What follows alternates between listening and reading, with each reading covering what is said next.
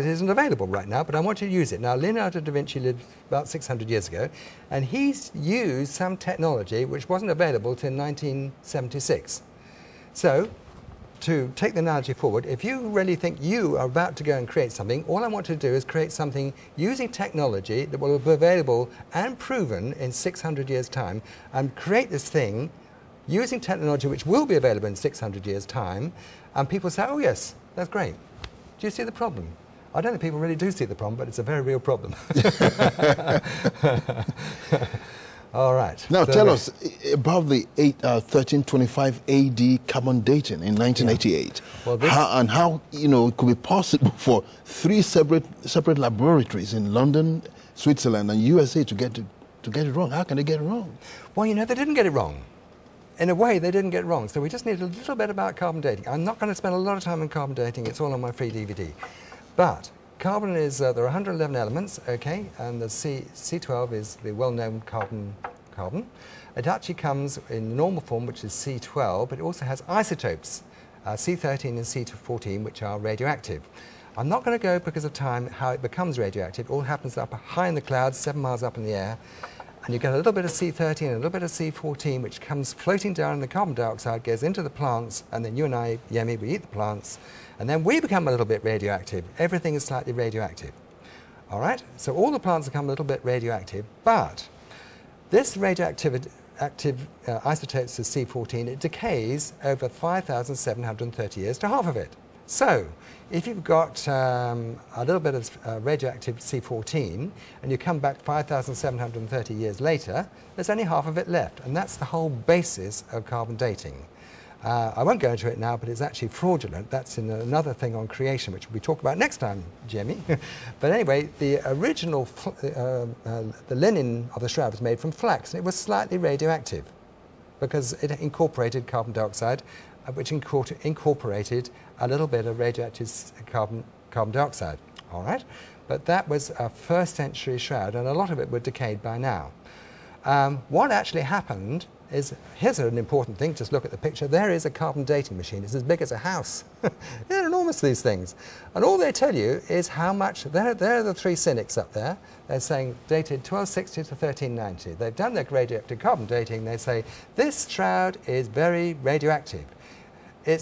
It therefore must be a 1325 shroud, because if it was a first-century shroud, it wouldn't be radioactive. Do you see what they're saying, Yang? They're saying it's a very radioactive shroud. So I want you to, viewers, just to look at their pictures for a second, because this is the whole crux. This is my theory. I have to say, I haven't got much that's original of my own work, but this actually is original. And by the way, my work is on shroud.com, which is the Shroud website. Now, if it was a first-century shroud from the time of Christ, according to the carbon dating guys, the experts, they call themselves, they say, if it was a first-century shroud, there should be very little radioactive. That's why I've made that shroud look pale. And the glass is empty. There's no radioactivity. It's a first-century shroud, so most of the radioactivity is what they call decayed. It's an old shroud. But they came along and they said, our Geiger counter machine, our carbon dating machine, actually it says it's a very, very radioactive machine. Therefore, according to our understanding, this must be dated 1325 approximately, because it's very radioactive. But of course they completely discounted the resurrection, and that's why it's radioactive. It isn't that it's 1325, it's definitely a first-century shroud, because I told you nobody can create that image. Leonardo da Vinci, nobody else can create it. It was created by Jesus at the time of the resurrection. The question is, how did that shroud get radioactive? Well, it happened at the resurrection. The Shroud of Turin, if there hadn't been a resurrection, would look like that, very pale, but actually it looks like that, very, very radioactive. And the next question is, well, how did it get so radioactive? Which brings us to the next question. Wonderful. You know what? If you're struggling with the technical jargon, because Dr. Kent is a very, very intelligent man. So if you're hearing so many things that are too heavy, you know, what I encourage you to do is to go onto his website, and you can actually order the DVD or CDs or anything you want, free of charge. They send them to you so you can actually sit back and go through them methodically, because he's releasing so much information It's unbelievable. But you know what? Get on the website, and the details of the website are on the screen for you to write down and go actually get your own copy. God bless you.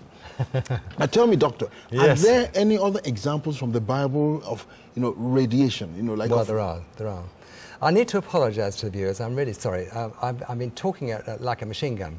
There is an awful lot of information here, and I'm trying to sort of give you a real feel for the Shroud. But what Yemi says is absolutely right. We do have a website, it's our church website actually, and we do send free DVDs all over the world. And you are very welcome. We really want you to have this. So just get onto the website and you just click on there and you can get a free DVD. That's great.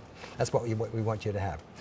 I want to answer your question, but I want to come first back to this Nobel Prize-winning physicist called, if you look at the picture, Dame Isabel Picek, who's a particle physicist, and she explains how that image got on the Shroud. And she, remember, is a Nobel Prize-winning physicist, so I think we ought to listen to what she says, don't you, Yemi? She says there was what's called an event horizon. She says that when this image was formed, there was no gravity, no entropy, no gravitational collapse, no time, no space. Now, I'm not going to go in detail about event horizons, but there's only one other event horizon in the whole of the history of this planet, and that was creation. So basically, all the normal laws of physics were suspended when the Shroud was created. That's what this Nobel Prize-winning physicist has to say. All right, so I think we should remember that the creation of the Shroud is quite different from anything in our experience. So now let's think about, by the way, before we get to exactly how the Shroud, I'm going to have to move on quickly. How did the Shroud get there? Well, Dr. Augustus Setter is a very brave man. He's a radiologist. He looked at those shrouds and he said, that looks like an X-ray to me. So do you know what he did? He injected himself with radioactive material and stood in front of the VPA image analyzing computer and got a sort of radioactive image. There it is on the right.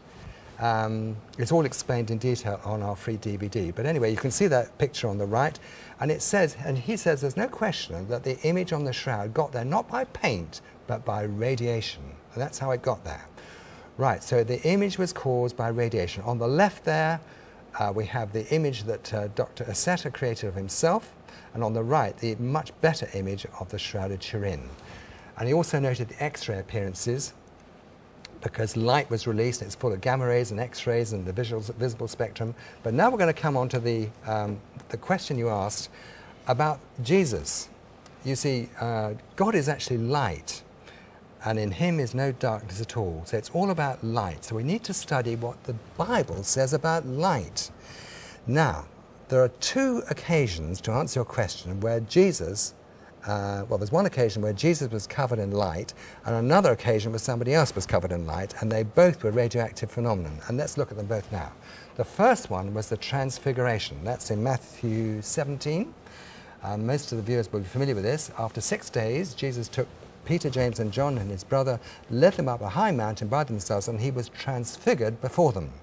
And his face shone like the sun, and his clothes became as white as the light. And behold, Moses and Elijah appeared to them, talking to him. Wow!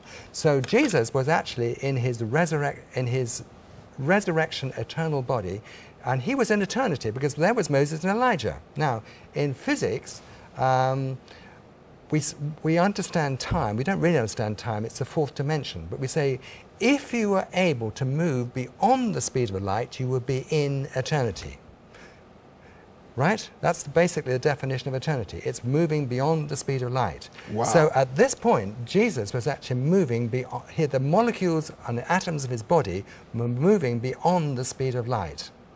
And that's why the light shone through his clothes. And that's why his face shone like the sun. It was radiating light. And light is a radiation. It's X-rays and gamma rays and infrared and the visible spectrum and lots more beside, and photons and neutrons and protons and everything.